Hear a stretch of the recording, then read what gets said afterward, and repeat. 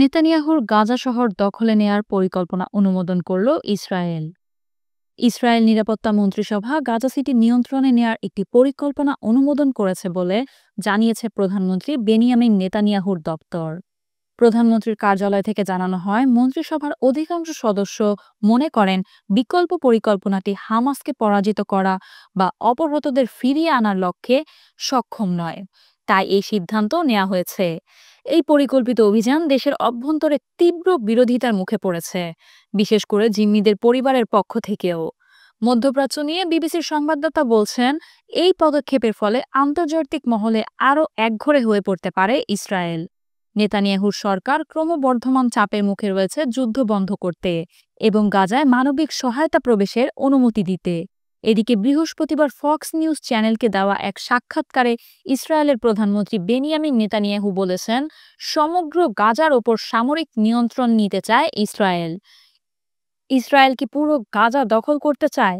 এমন প্রশ্নের জবাবে নেতানিয়াহু বলেন, আমরা গাজা থেকে হামাসকে উৎখাত করতে চাই, তবে আমরা গাজা নিজেদের কাছে রাখতে চাই না। আমরা সেখানে একটি নিরাপত্তা বেষ্টনী দিতে চাই, কিন্তু শাসন করতে চাই না। আমরা এমন আরব শক্তির হাতে গাজাকে তুলে দিতে চাই যারা সঠিকভাবে শাসন করতে পারবে। আমাদের জন্য হুমকি হবে না। নেতানিয়াহু আরও বলেন, আমরা ইসরায়েলের নিরাপত্তা নিশ্চিত করতে চাই। গাজা উপত্যকা থেকে হামাসকে উৎখাত করে একটি বেসামরিক শাসন ব্যবস্থায় হস্তান্তর করতে চাই।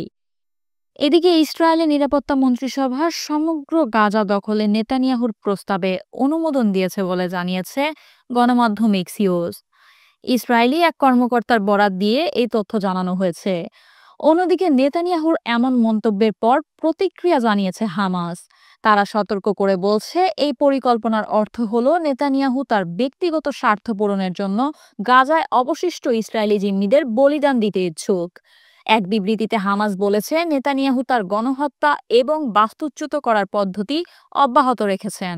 সমগ্র গাজা দখলের এই পরিকল্পনা ফিলিস্তিনি বেসামরিক নাগরিক ও ইসরায়েলি জিম্মিদের জন্য বিপর্যয়কর পরিণতি তৈরি করবে বলে সতর্কবার্তা দিয়েছে জাতিসংঘ। ইসরায়েলে নিযুক্ত মার্কিন রাষ্ট্রদূত বলেছেন, সমগ্র গাজা দখলের পরিকল্পনা একটি বিশাল ভুল। গাজা উপত্যকার 1/3 এখন নিয়ন্ত্রণ করে ইসরায়েলি বাহিনী। চলমান যুদ্ধে নিজের ভূমি থেকে বাস্তুচ্যুত হয়েছে লাখ লাখ মানুষ। নতুন করে পুরো গাজা দখল করলে আরও লাখো মানুষ বাস্তুচ্যুত হবেন বলে আশঙ্কা করা হচ্ছে। সূত্র রয়টার্স, বিবিসি। প্রিয় দর্শক, এই ছিল সর্বশেষ সংবাদ। পরবর্তী সংবাদ পেতে ক্লিক নিউজ 24 এর সাথেই থাকুন। ধন্যবাদ।